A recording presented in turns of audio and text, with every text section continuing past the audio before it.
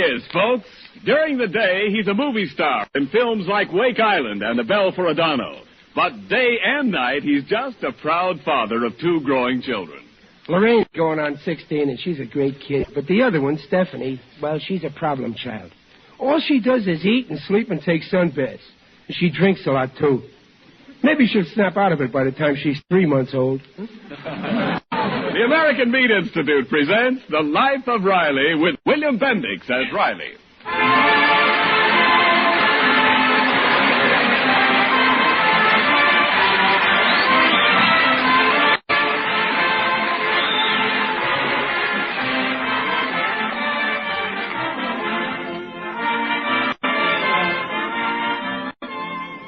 The meat people of America, providing a great food for a great nation. 5 million farmers and ranchers raising fine meat animals. 600,000 men and women in more than 3,500 meat packing plants. 400,000 meat retailers. All doing their level best to fill your daily needs. On behalf of all these, the American Meat Institute brings you The Life of Riley.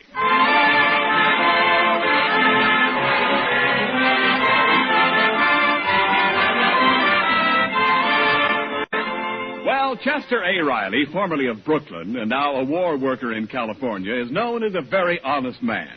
But he's also human, and thereby hangs today's tale. It all began, ironically enough, with a lecture on honesty delivered by Riley to his wife over a pay station telephone. Hello? Hello, sweetheart. Who is it? It's, what do you mean, who is it? Oh, it's you, Riley. Yeah. I thought somebody had gotten the wrong number. But, look, Dumplin', I'll be a little late for supper. Well, what happened? Did you miss the 5 o'clock bus? No, I made it all right, but the woman bus driver decided to stop off at a beauty parlor and have her hair done. Well, of all things. Where are you now? I'm in a phone booth in Oily Oscars. Oily Oscars? Yeah. Isn't he the bookkeeper? You mean bookmaker. I came in to buy a cigar is all. But listen, I see one of Junior's boyfriends in here buying a magazine. So tell Junior I don't want him running with this kid Squinty Smith no more. Well, but what's wrong with a boy buying a magazine? The name of this magazine Squinty bought is Bugle Boy's Hot Tips on Horses. Oh, dear. Junior's been asking for a lot of nickels lately. Well, don't give him no more. If Junior wants a nickel, let him come to me. I won't give it to him either. All right. Try to be home soon, dear. Goodbye. Goodbye. Hello? You talked overtime. Deposit 5 cents, please. Okay. Keep your bobby socks on. I never cheat anybody. Here's your nickel. That's telling her.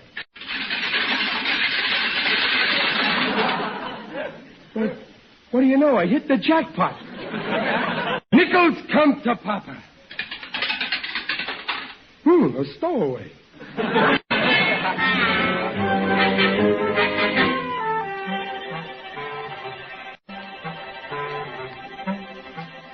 And one is 80 cents, and one is 85 cents, and one is...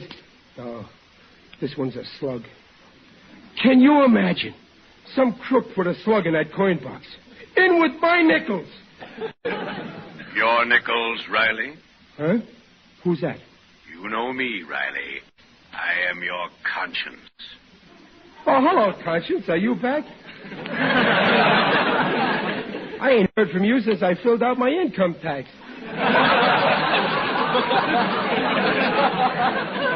Yes, and you were pretty embarrassed when I caught you trying to put down a pinball machine as a dependent. Well, okay, now beat it, Conscience. I'll never leave you, Riley. Look at you. Your pockets are loaded with loot. Am I going to have trouble with you over a few little nickels? Where was you all the times I put nickels in phones and didn't get my number? Go haunt the phone company about that, why don't you? Go on. I'm your conscience, Riley. How can you go home with your ill-gotten gains and face your wife and children? So I won't face them. I'll walk in backwards. They'll hear the jingle of that boodle, Riley. Listen to it. Oh, stop hounding me. You always feel bad when anything makes me feel good. Give back the money, Riley. Nothing doing. I gotta hurry and catch my bus. I gotta get home. I'm coming home with you.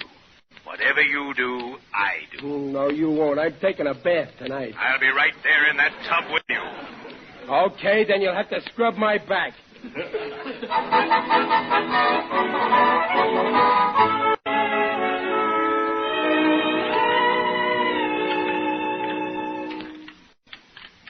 Oh, Mom, can't I have a nickel? No, Junior. And don't go begging your father for it either. He works for every cent he earns. Now, promise me you won't pester him when he comes home tired. Aw, gee whiz. If you want a nickel, do what your father does. Work for it. Getting a nickel out of Papa's work. Well, okay, I won't ask him. But it'll take a lot of character. Oh, Dad.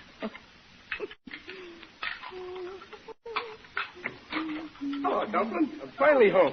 How's about a kiss? Hello, dear. How do things go today? Well, I had a very tough day. Well, that's fine. Now, get cleaned up. Supper's ready. Riley, what's that jingling? Huh? Oh, that. Oh, that's nothing. You must have a lot of change. What'd you do, rob a phone booth?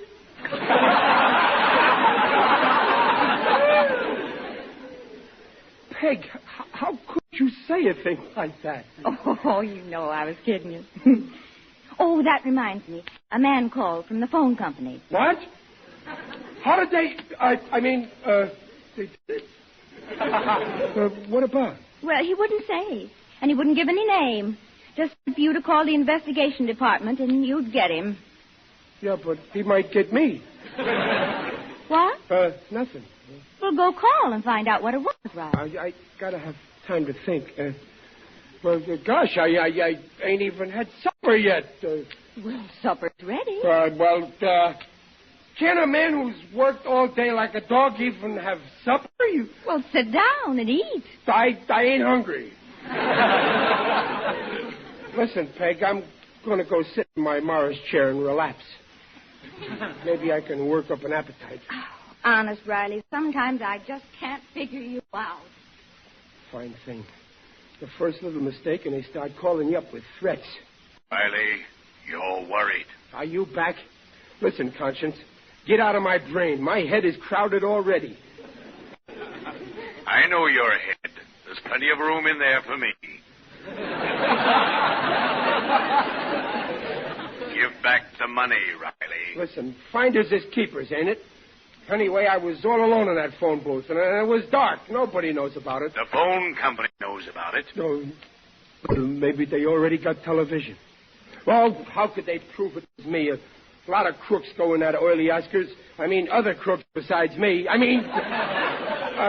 What about the man who called from the phone company? They're on your trail, Riley. They have your number. They got everybody's number. Be warned, Riley, or the next number they give you may be across your chest. Can I really go to jail for this? No, you have a choice. You can either go or they'll drag you. You'll regret the day you ever saw that booth. Yeah, that booth. It was a booth that got Lincoln. They'll put you in a hard chair. They'll put you in a hard chair with a light in your eyes and hammer you with questions. I can hear them now saying... Hey, Pop! Oh, Junior, what's the idea of sneaking in on me like that, huh? Oh, gosh, what's wrong, Pop? You were in here talking to nobody. Yeah. Junior, when you heard me talking to nobody, did you hear somebody else talking to anybody? Oh, gosh, Pop, no. Yeah, well, Junior, don't tell your mother. It might worry her, see? Oh, okay, Pop. Yeah, that's a good boy. Here's a nickel for you. Well, no thanks, Pop. Junior, you never turned down a nickel before in your life. Are you sick? Oh, no, Pop, but I don't want your money. Well, what's wrong with my money? Never mind. Oh, I'd rather get my own money like you do, Pop.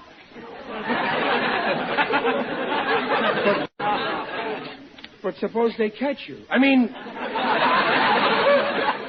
Junior, where you going? Oh, I'm going to eat supper. If I stay, I might be tempted to take money I'm not entitled to. He knows, too. Oh, that's life. You give birth to a son. You raise him for 13 years. Then you make one little mistake and he turns state's evidence against you.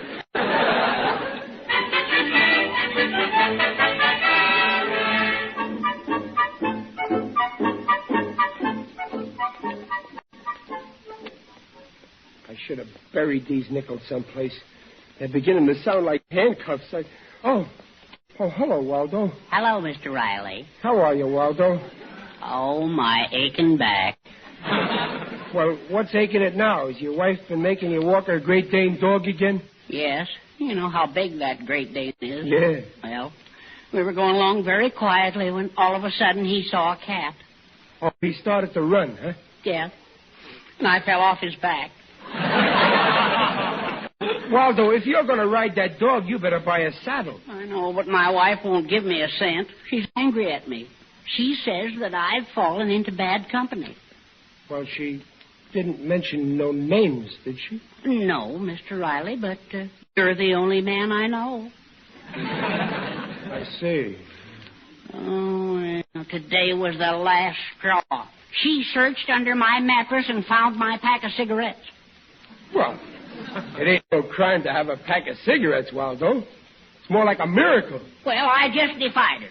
I said, they're my cigarettes, and I'll eat them if I want. Eat them? Yes, they're chocolate cigarettes. Oh.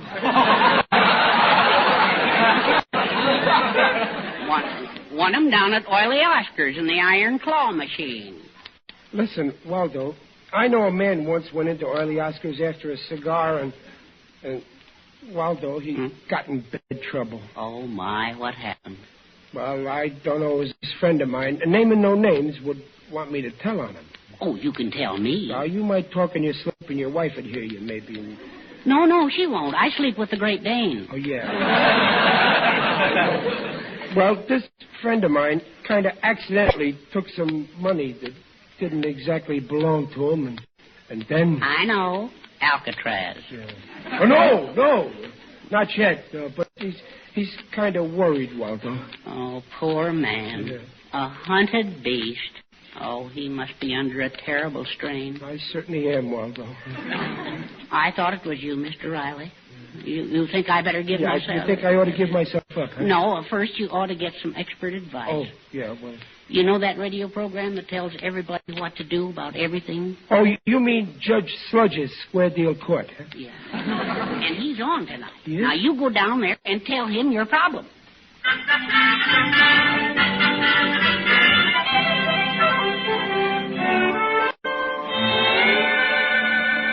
So now, my dear woman, take the advice of your sincere counselor, yours truly, Judge Sludge. Go back to your husband. And if he should kick you downstairs again, be tolerant. Be practical. Move to a ground floor apartment. Next case. That's you, Riley. Huh? Oh, yeah. You're next. Step up, sit down, speak up. Oh, yeah, thanks.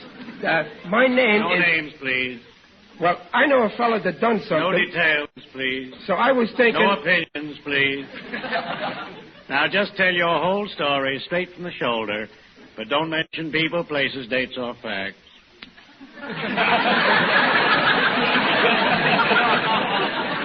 Well, this guy I ain't naming done something I ain't telling. But what I want to know is, should I give back the money? A difficult case.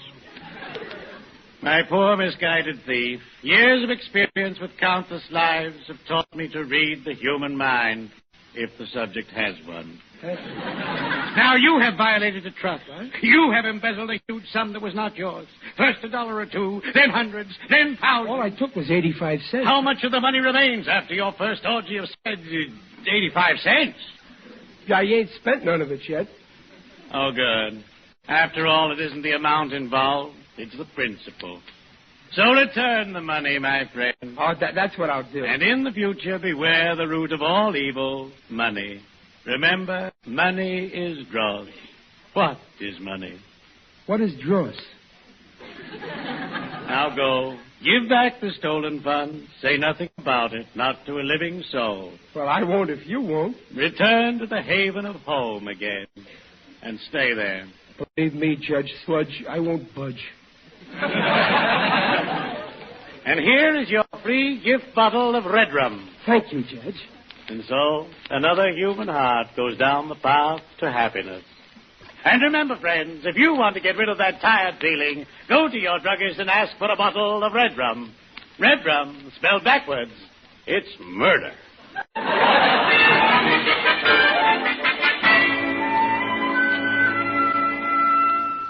Well, you got good advice, Mr. Riley. Yeah, Waldo. Now, if I can just put back the money without them finding out, Waldo. Huh? Waldo, look. What's wrong? Out there in the street, a police car. Yes, sir. And they're listening to their radio. Then they heard me squeal on myself. They're laying for me. Let's go out the back way. Good heavens, Mr. Riley. This is exciting. What, the first pay station phone we come to, get rid of the swag. No, I gotta put it back in the same telephone I got it out of. Maybe they count up somehow. Listen, all the way down to Oily Oscar's phone booth, I'm sticking to dark alleys. Mr. Riley, in case anything goes wrong, we'd better say goodbye now. Shake. No shaking hands. I ain't leaving no fingerprints.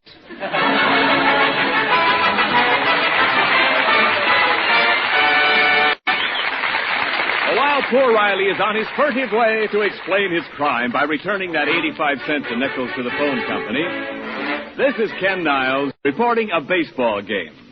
But why do I talk about baseball in January? Well, listen, friends, this baseball game was on Saipan. The players were soldiers. Not so long before that game, they'd been throwing bullets at Jap snipers instead of baseballs past American batters. Perhaps bulldozers had to smooth off an infield under those war-scarred palm trees. Anyway, American boys took a little time off from war to play America's grand old game. But still, what has this baseball game to do with meat? Well, just this. These fighters wanted red hots along with the balls, the strikes, and the umpires. Well, you can't put an Ebbets Field or a Sportsman's Park overnight on the South Pacific Isle. But you can create, as nearly as possible, that good old American baseball atmosphere. So a lot of those plump, juicy Frankfurters, which your meat people had sent to the Pacific, were rushed to that ballpark on Saipan. Well, the point is that our boys are lonesome for something that says back home. And this is just one of the cases where your meat industry is cooperating in bringing it to them.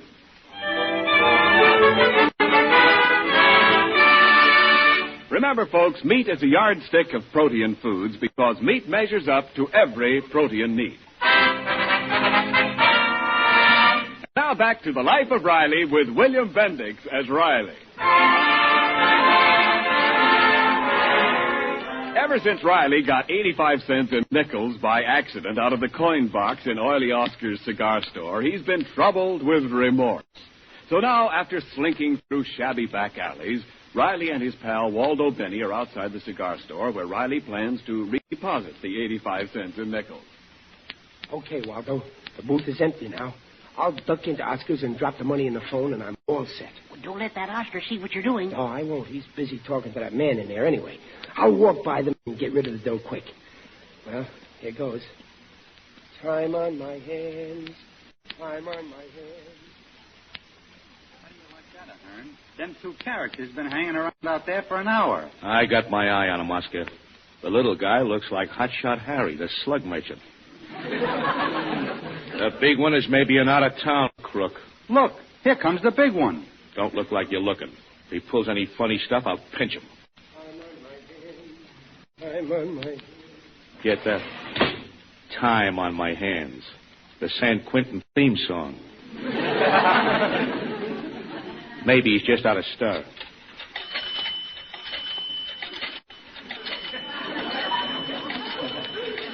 Hey, Ahern, listen to all the geekas he's dropping in that coin box. Well, look, he's coming out without even making a call. Clang, clang, clang, went to Subway. Just a minute, buddy. Huh? Ain't you forgot something? You put in a bunch of coins. You didn't make no call. Oh, yeah. I'm absent-minded, ain't I? Well, easy come, easy go. So long. You ain't going that easy. See that badge? Badge? Excuse me, officer. I changed my mind, sir. I'm making a call. Sure you are. Now, who was you calling? Who was I calling? Must have been long distance for all them nickels. Oh, yeah, long distance. I can't never remember numbers that far away. I'll look in the book and remind myself. Azusa. Azusa. You was calling Azusa, huh? Well, go ahead. Oh, sure. But, let's see. Alice A. Abatkin, Azusa 2235. Azusa 2235. Quit stalling, Bob. Let's call Alice. Oh, sure. Hello? Number, please. Azusa 2235. Deposit 10 cents, please. Well, listen, I got 85 cents in here already. I put it in before I picked up the receiver. Well, everybody's entitled to his own pleasures. Now, let's hear the dime chime. Okay, but this is a losing game. Go ahead, please. How about closing that door, officer? How can I with my foot in it? Oh. Go ahead. It's costing you dough. Hello? Hello? Hello? Oh, what a nice surprise. I haven't heard from you in weeks. Who is it?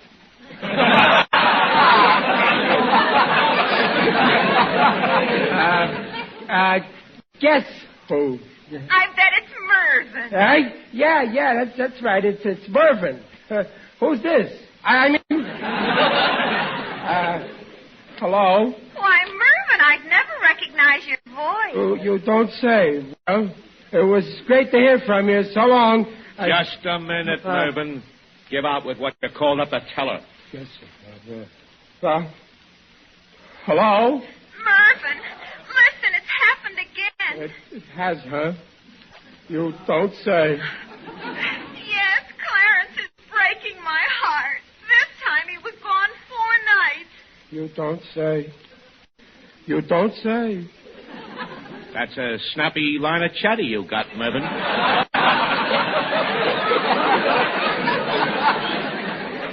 And listen, Mervyn, when Clarence crawled in the house last night, he was all covered with mud. Both eyes were shut, and one ear was all bent crooked, and part of his nose is missing. All right, so he ain't neat. He's been lying under the table all day, and I'm afraid to go near him. Do you think he's dead? Well, you know him better than I do. But don't you think Clarence is too old to act like that? He's almost 8. 8 years old and stayed out all night, 4 nights. Speedy little bird, that is, Azusa. Oh, Mervyn, what shall I do? Well, make his father handle him. Why, I never met his father. Huh? Oh, I keep forgetting. He ain't your own boy. My boy? Clarence is a cat. Well, I can't help what happens in Azusa. Mervyn, I think you've been drinking. I have not. I'll never talk to you again. You're probably right. Goodbye. Yeah. Well, that's that, officer. I had a nice cat. I had a nice chat. Now I gotta be going. Just like a dame, gotta have the last word. Hello? You talked overtime. Deposit 25 cents, please. Overtime? Next time I phone, I'll write instead. It's cheaper. Here. That's telling her.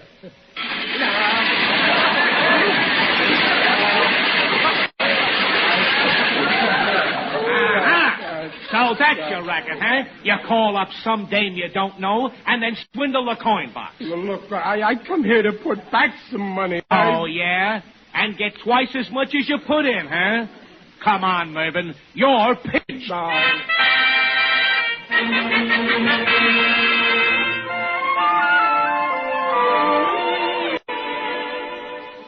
Here we are, Bud. See? Investigation department. Yeah. Oh, the phone company will love getting their mitts on you. Let's go in. But, officer, honest, it's a frame-up. I'm as innocent as a newborn baby. Well, officer, what's all this? Why, Riley.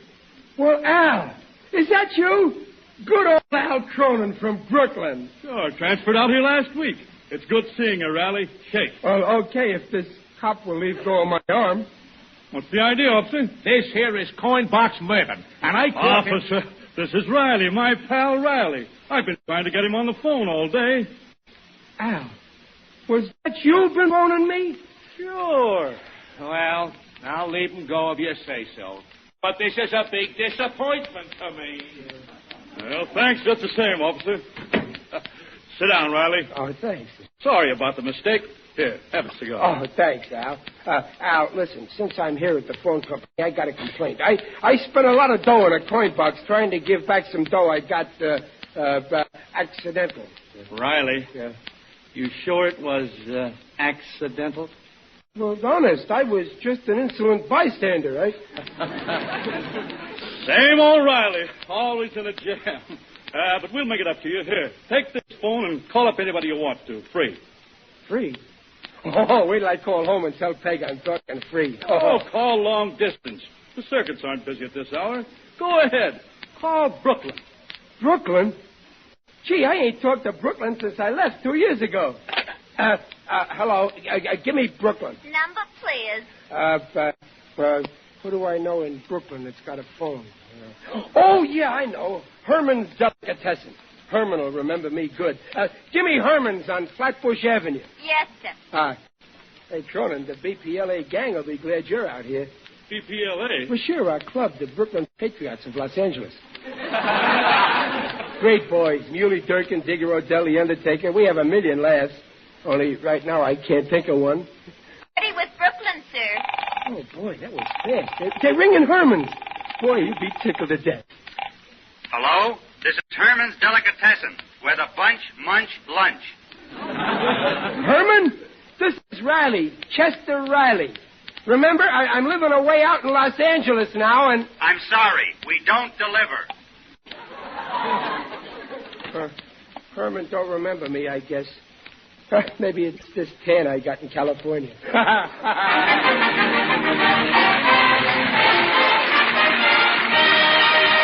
The Rileys will be back in just a moment. You know, putting the points on certain meats is actually giving us men something of a break. We're getting some mighty good eating because some of our favorite meat dishes happen to be great point bargains in the eyes of the women folks. Take short ribs, for instance. Only 1 point a pound. I sort of go for barbecued short ribs myself. Meaty chunks of fat and lean, brown, nice and crisp, with spicy barbecue sauce.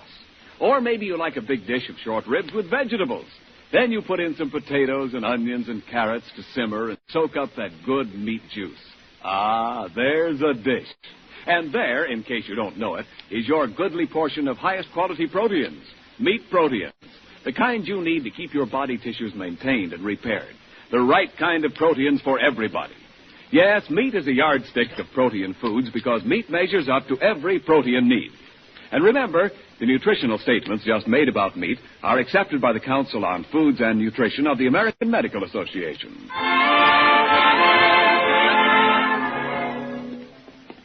Gosh, Dublin, it's certainly a nice change walking along the street a free man. Well, I'm glad all this nonsense about the phone company is over. Why on earth didn't you tell me about it? Oh, no, not me. That's the biggest mistake a criminal can make, talking to his mouth. Oh, Riley, don't be silly. Wait a minute, Riley. Isn't that a nickel lying there on the sidewalk? Where? Oh, yeah, that's a nickel. Come on, Peg. Wait a minute. Aren't you going to pick it up? Oh, I should say not. They ain't going to trap me again. Follow the Life of Riley, starring William Bendix as Riley, and presented by the American Meat Institute every week at the same time. Next week, Riley gets into an hilarious scrape when he has a man-to-man talk with his son, Junior, and Riley learns plenty. William Bendix appears by arrangement with Hal Roach. This is Ken Niles saying, see you next week. This is the Blue Network. 7:30 at KECA, Los Angeles.